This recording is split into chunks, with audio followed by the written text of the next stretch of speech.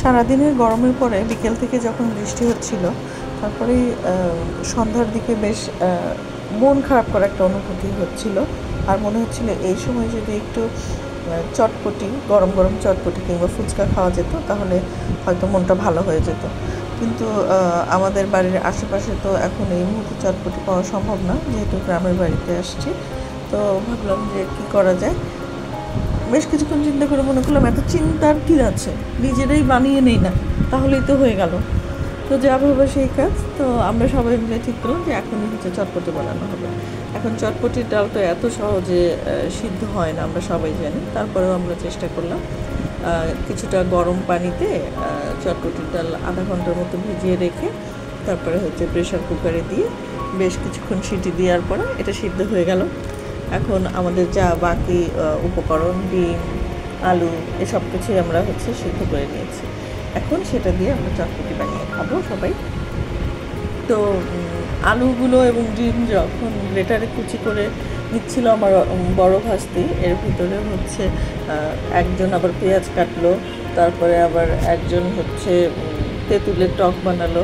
আমার ছোটো ভাস্তি আবার বুদ্ধি দিল, যেহেতু ফুচকা নাই তো আসো আমরা হচ্ছে নিমকি দিয়ে মানে চটপটির উপরে নিমকি দেই, তাহলেই হচ্ছে যে ফুচকা দেওয়ার যে ক্রিস্পি ভাবটা ওইটা আমরা ওই ফিলটা পাবো।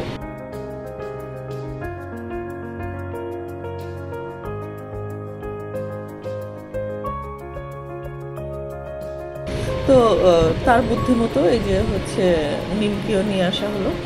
তো সব কিছু আনার পরে এখন আলাদা আলাদা বাটিতে দিয়ে দোকানদারদের মতো মেশানোর ধৈর্য কিংবা হচ্ছে ওই রকম দক্ষতা আমাদের তো নাই।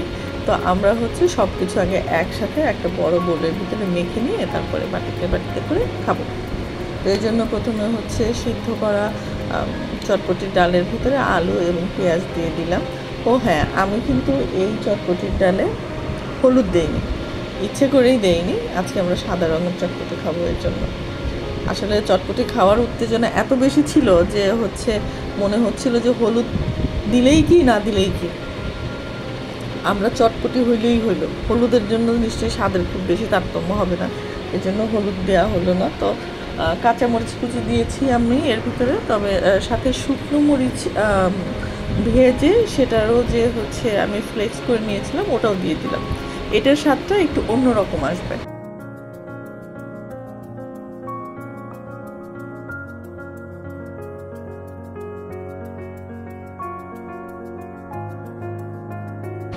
এই যে তেঁতুলের চাটনি যে বানিয়ে রেখেছিলাম, মানে তেঁতুলের টক, মিষ্টি টকই বানিয়েছি আমরা। তো এটা দিয়ে দিব সবটুকুই, দিয়ে দেওয়ার পরে আরও বাকি যা উপকরণ আছে সেগুলোও মিশিয়ে নেব ধীরে ধীরে।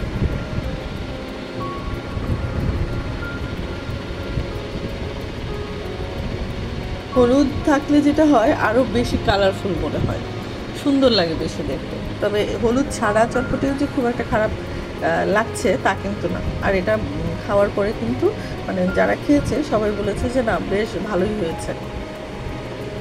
আসলে প্রচণ্ড চাহিদার মুহূর্তে আপনি যখন কোনো কিছু করে খাবেন তখন সেটা অবশ্যই দেখবেন মনে হলো খুবই সুস্বাদু। আর শুধু সেজন্য না, এটা আসলেই সুস্বাদু হয়েছে সেটার প্রমাণ হচ্ছে এই যে আমার ছোটো ভাস্তির এক্সপ্রেশন দেখবেন। সে খাওয়ার পরে তার মুখের এক্সপ্রেশন এতটাই সুন্দর ছিল, মনে হয়েছে যে না, এই যে আমরা এতক্ষণ ধকল পোহায়ে যে এই যে বানালাম চটপটি, বানানোটা সার্থক। আপনারাও করে খাবেন এবং জানাবেন কেমন লাগে। ধন্যবাদ সবাইকে, ভালো থাকেন, আসসালামু আলাইকুম।